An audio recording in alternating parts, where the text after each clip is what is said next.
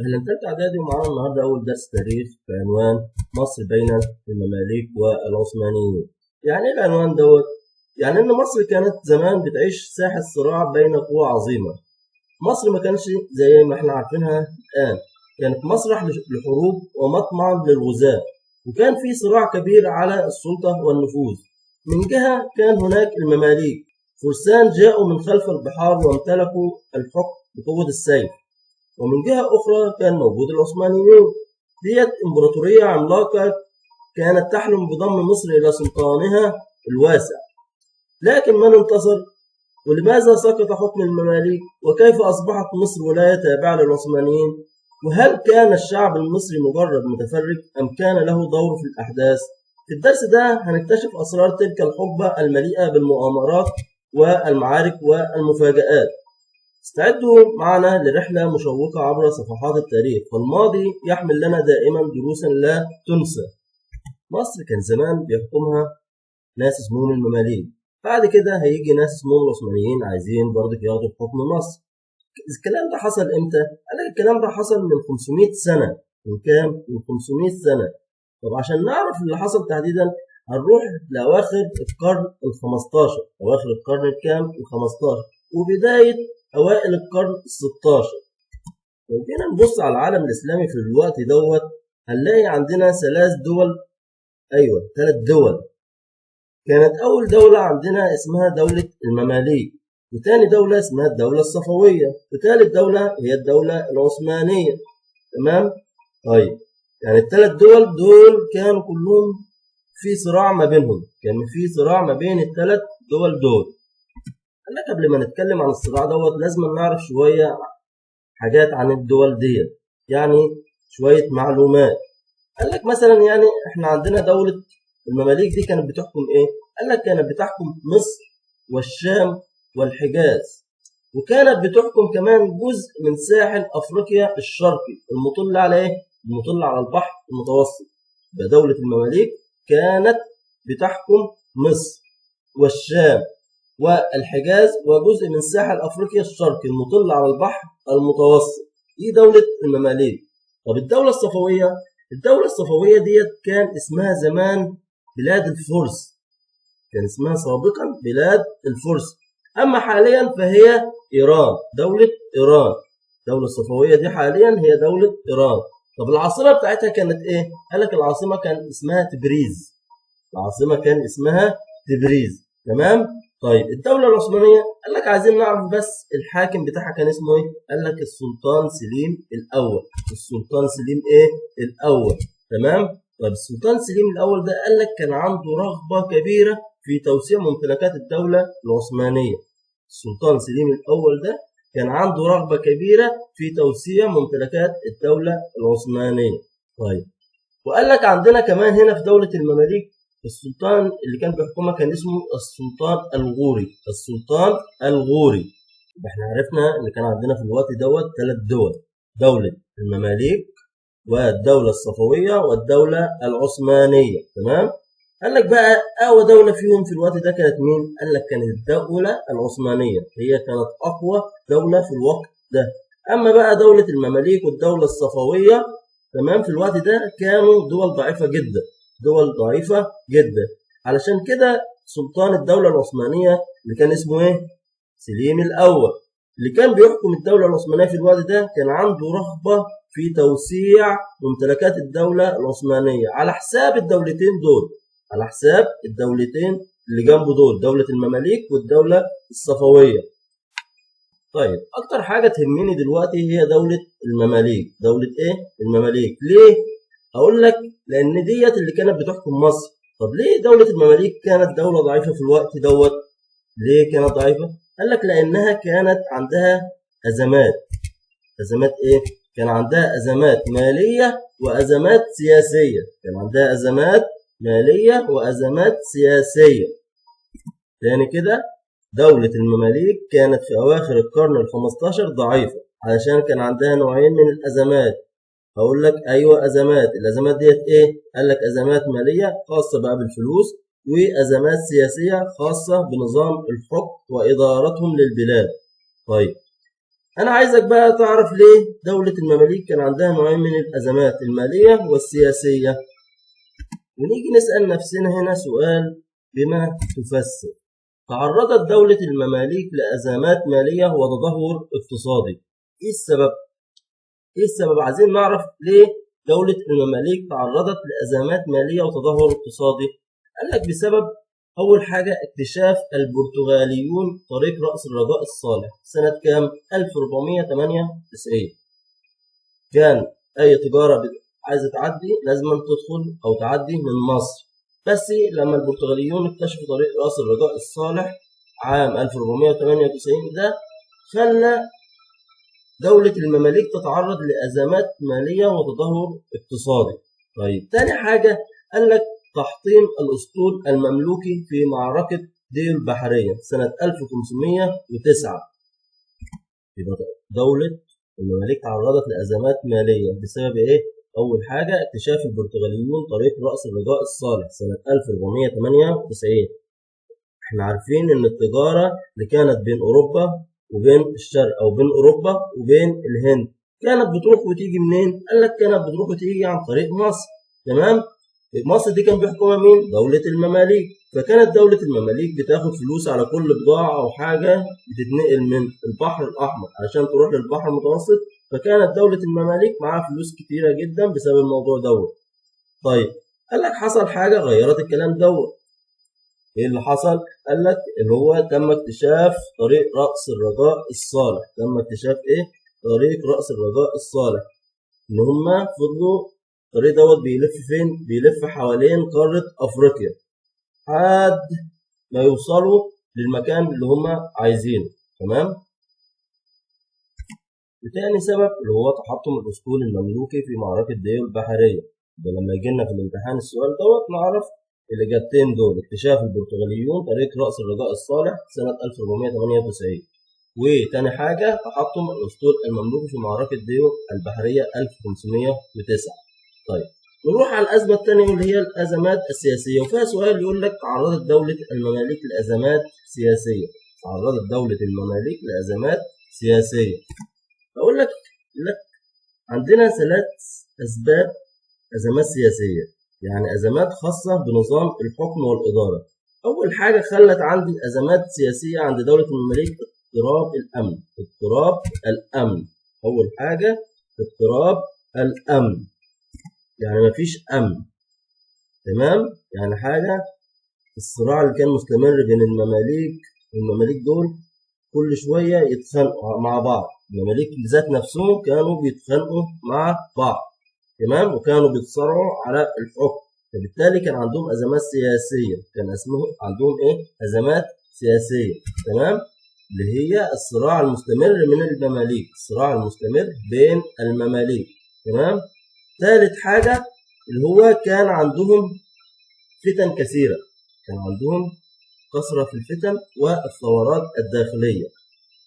يبقى أنا عندي 3 أسباب أدوا إلى وجود أزمات سياسية داخل دولة المماليك في الوقت ده، تحديدا أواخر القرن الكام؟ ال15 وأوائل القرن ال16.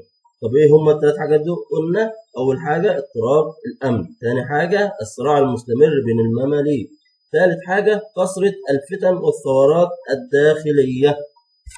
طيب دولة عندها الأزمات مالية وأزمات سياسية هتبقى دولة قوية عسكريا؟ أقول لك لا، طبعا هيبقى في ضعف كبير في القوة العسكرية، ضعف كبير في القوة العسكرية. فقال لك الأزمات ديت أدت إلى إضعاف القوة العسكرية لدولة المماليك.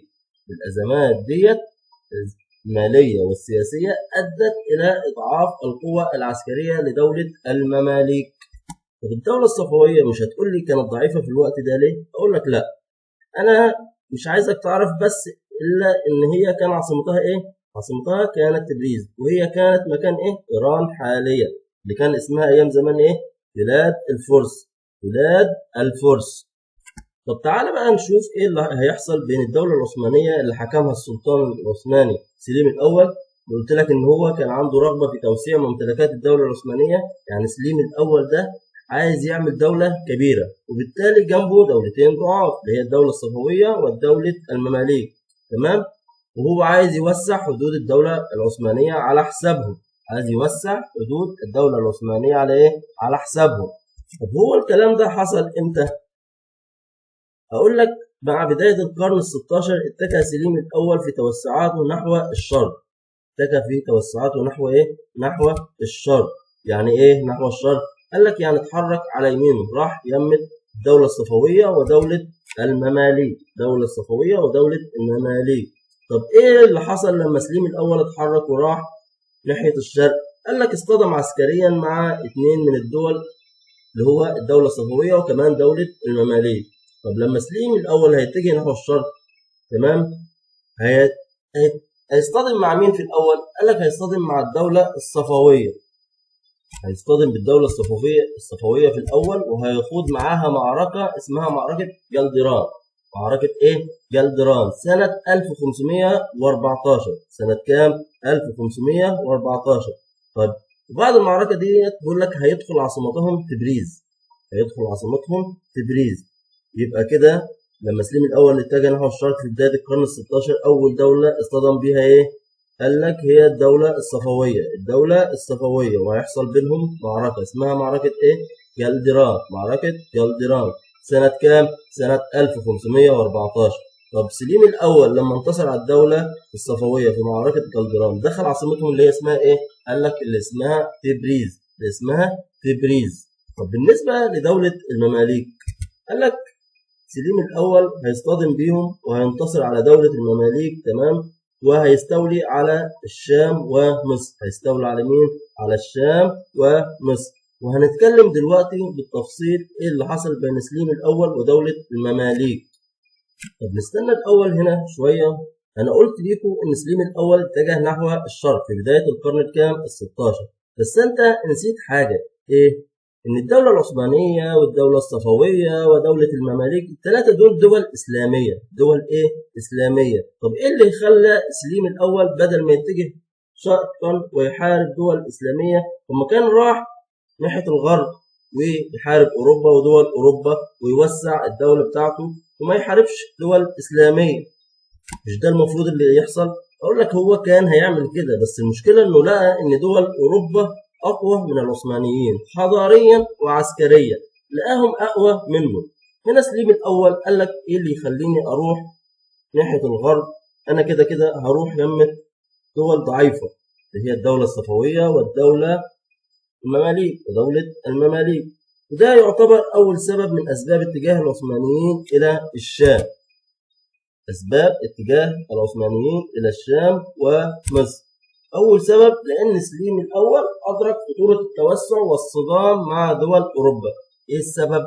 قال لك بسبب إن هو أدرك أو عرف إن هم متفوقين عليه عسكريا وحضاريا، بسبب تفوق أوروبا حضاريا وعسكريا على العثمانيين. تمام؟ يبقى ده أول سبب معانا.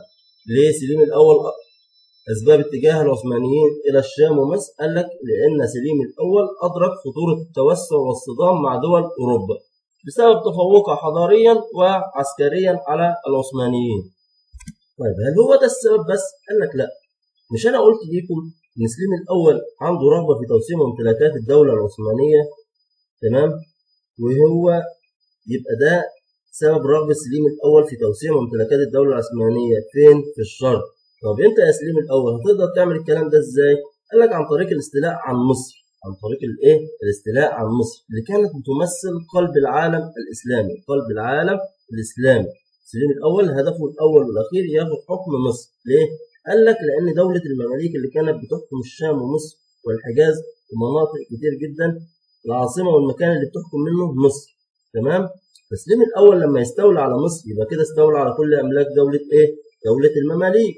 يبقى مصر هي قلب العالم الإسلامي. يبقى سبب رغبة سليم الأول في توسيع ممتلكات الدولة العثمانية في الشرق عن طريق الاستيلاء على مصر. الاستيلاء على مصر التي تمثل قلب العالم الإسلامي. قلب العالم الإيه؟ الإسلامي. يبقى تاني سبب معانا هو إيه؟ رغبة سليم الأول في توسيع ممتلكات الدولة العثمانية عن طريق الاستيلاء على مصر التي تمثل قلب العالم الإسلامي. يبقى أسباب اتجاه العثمانيين إلى الشام ومصر رقم واحد، لأن سليم الأول أدرك خطورة التوسع والصدام مع دول أوروبا بسبب تفوقها حضاريا وعسكريا على العثمانيين. ثاني سبب، رغب سليم الأول في توسيع ممتلكات الدولة العثمانية عن طريق الاستيلاء على مصر والتي تمثل قلب العالم الإسلامي. قلب العالم الإسلامي. طب بعد ما عرفنا أن الدولة العثمانية بقيادة سليم الأول انتصرت على الدولة الصفوية وخلصت عليهم في معركة جلدران، إزاي بقى سليم الأول هيجر شكل دولة المماليك عشان يدخل معاهم في حرب ويحاول ينتصر عليهم ويستولي على ممتلكات دولة المماليك؟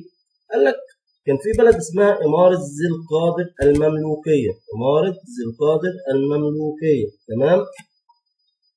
بلد صغيرة كده موجودة على الحدود بين دولة المماليك والدولة العثمانية.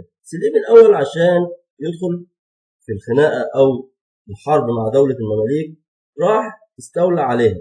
ده معناه إيه؟ قال لك معناه إن هي اتخذت الحاجة ديت منكم عافية. الدولة العثمانية أو سليم الأول خد الإمارة ديت اللي هي ذي القادر المملوكية، خدها بالعافية من المماليك. فده هيخلي السلطان الغوري يخرج من مصر إلى الشام لمواجهة مين؟ لمواجهة سليم الأول.